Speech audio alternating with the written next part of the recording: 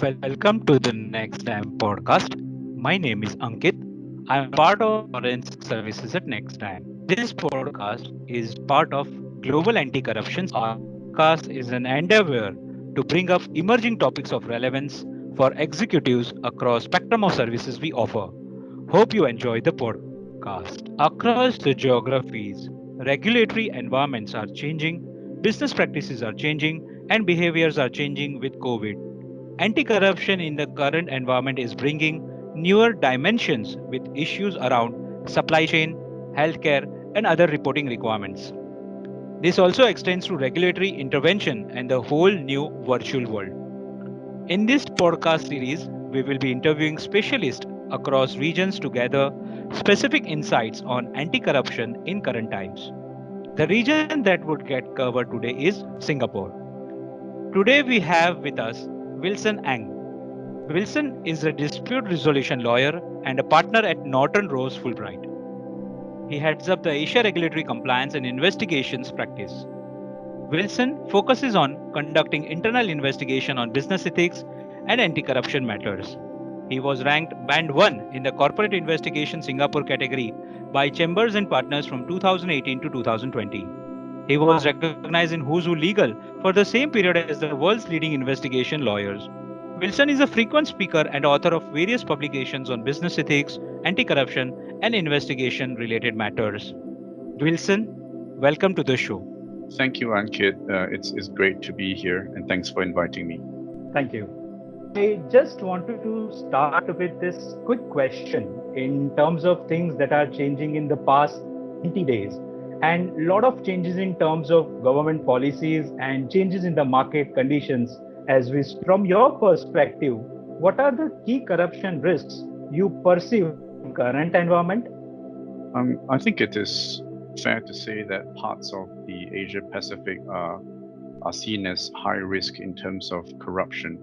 And there are many Asia Pacific jurisdictions that unfortunately are characterized with weak state institutions and poor governance, which breed corruption. In addition, business and governmental interactions in the region are also heavily reliant on relationships, coupled with permissive attitudes towards gifts and hospitality. Corrupt practices in certain regions are often tolerated and seen as being part of the culture. This poses significant risks to MNCs seeking to do business in this region that are not often equipped to deal with the local challenges here. Fantastic, fantastic. Your couple of pointers on Asia poor governance relationship, gift and hospitality was very relevant. Just wanted to extend it from here. Like we speak a lot of things about government stimulus packages and other issues, which is closer to COVID-19. Are you seeing your bribery risk caused by COVID in Asia Pacific and Singapore region specifically? I think it's fair to say that the economic upheaval brought about by the COVID-19 pandemic has left many companies facing unprecedented pressures to stay afloat as revenues decline. This has also led to a heightened risk of unethical behavior and exposure to fraud. And in addition, as countries around the world and in Asia grapple with providing quick relief from the pandemic to individuals as well as companies, many governments have been providing, as you mentioned, significant public funds to quickly address the ongoing issues. This infusion of money into the public and the private sector, the scarcity of certain resources, disrupted supply chains, and unfortunately, human greed actually present new opportunities for fraud and corruption. You asked about Singapore as an illustration. In Singapore earlier on this month, there were two individuals charged with forging retrenchment letters in order to obtain COVID-19 support grants. One man was accused of lying that he lost his job due to the pandemic. Now, this kind of fraud incidents are likely to increase, and those may be small instances, but there will be larger ones as well. And these will increase in the coming months. We will see both individuals and companies entering and taking advantage of fraudulent schemes to gain stimulus and further funds, people pretending to be retrenched, companies potentially creating phantom employees in order to receive higher stimulus. I broadly see the areas of risk in three ways. Firstly, on the movement of goods. Secondly, on donations, charitable donations. And thirdly, on procurement risks.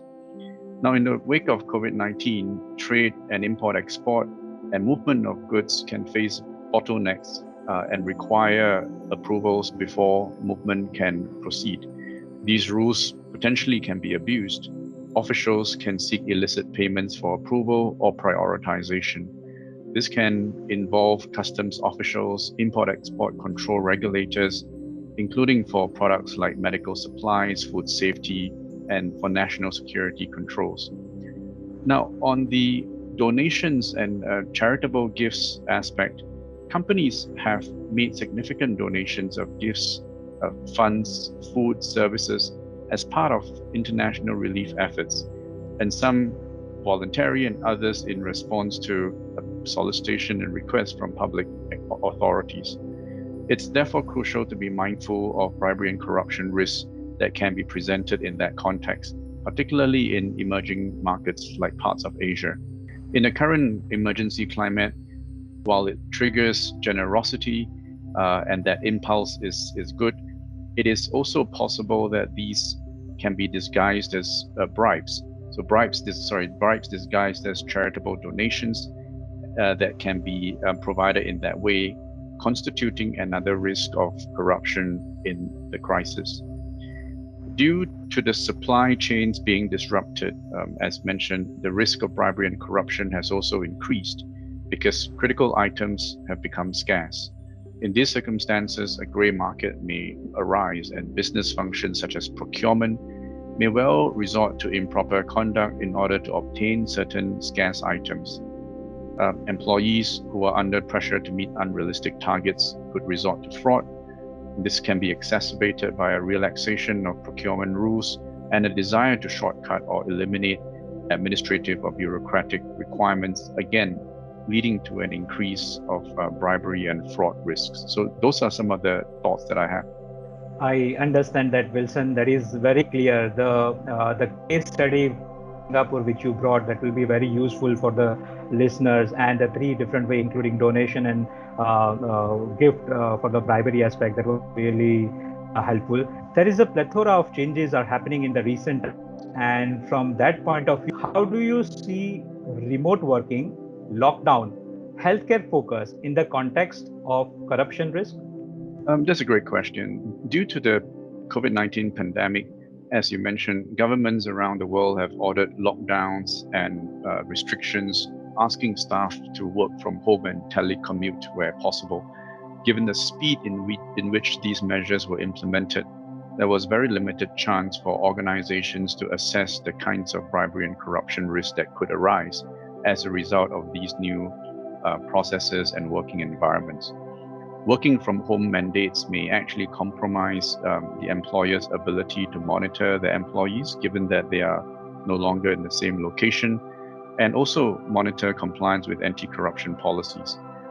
These conditions make the landscape one that is suitable and ripe, unfortunately, for bribery and corruption.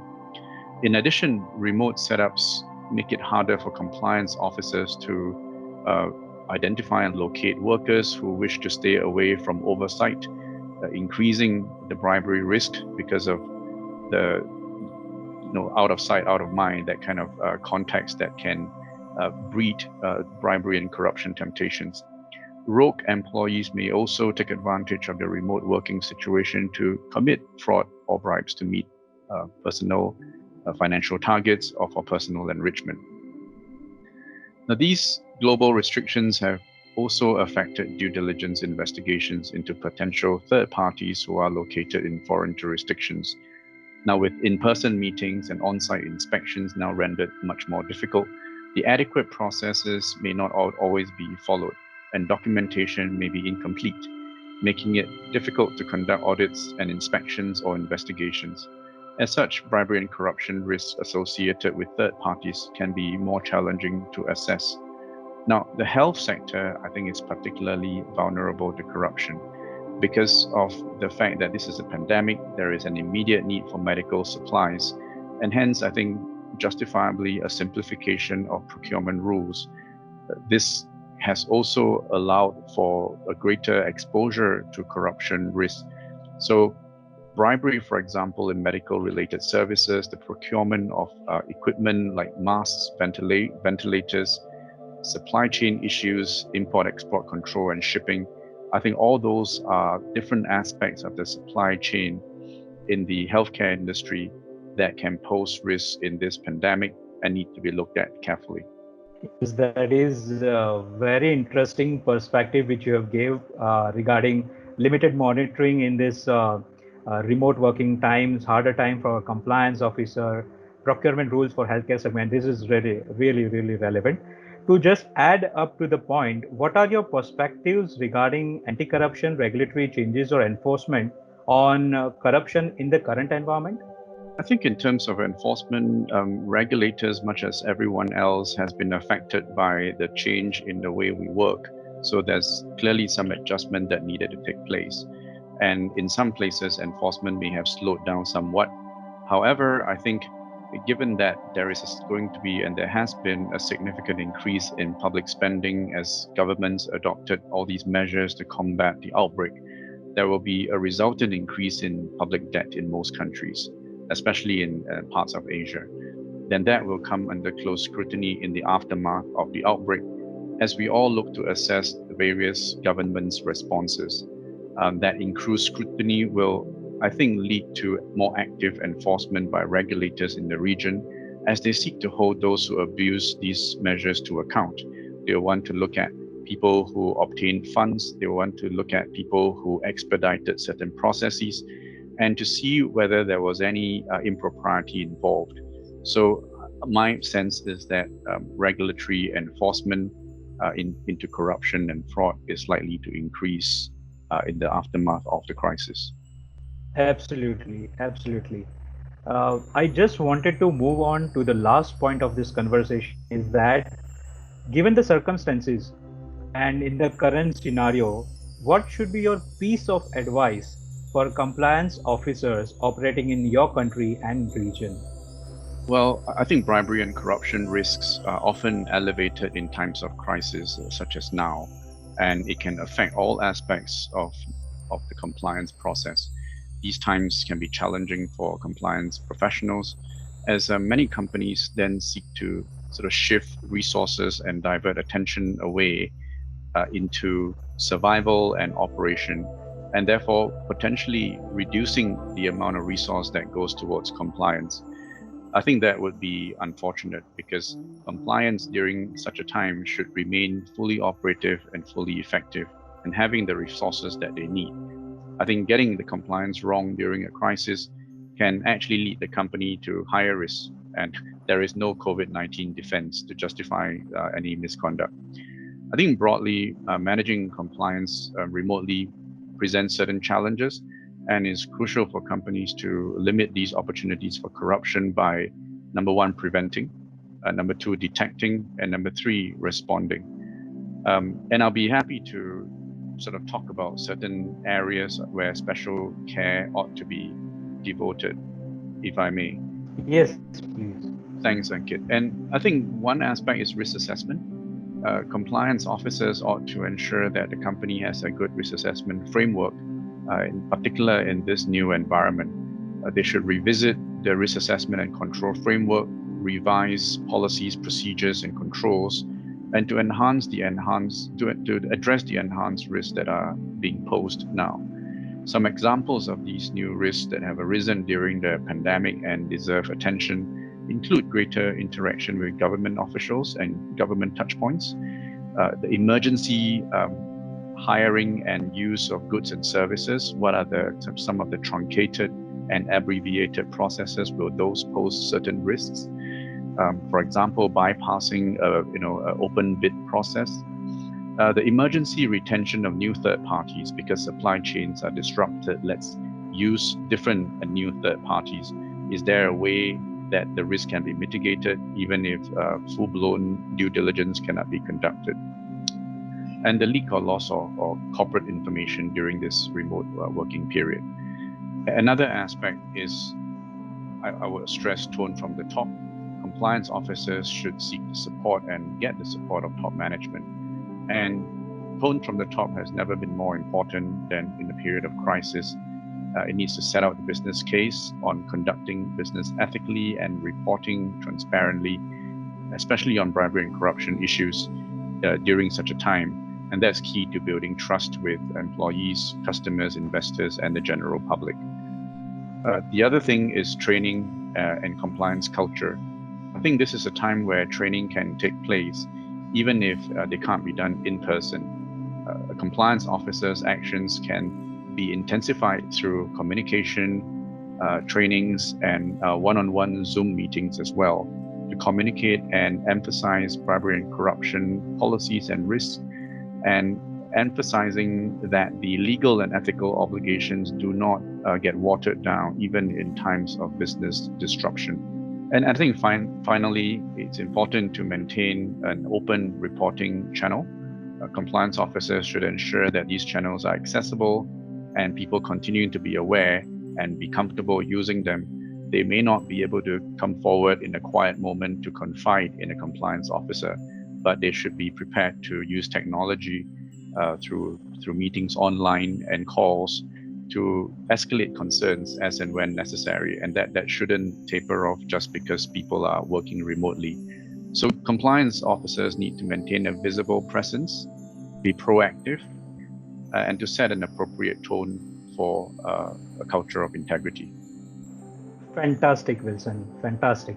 I think these are very clear insights for the listeners in terms of adherence to global regulation, making sure compliance has a face, and making sure it is integrated with the leadership communication. Thank you so much for joining this show and sharing your insights with us. Thank you, Ankit. It's been a pleasure joining you.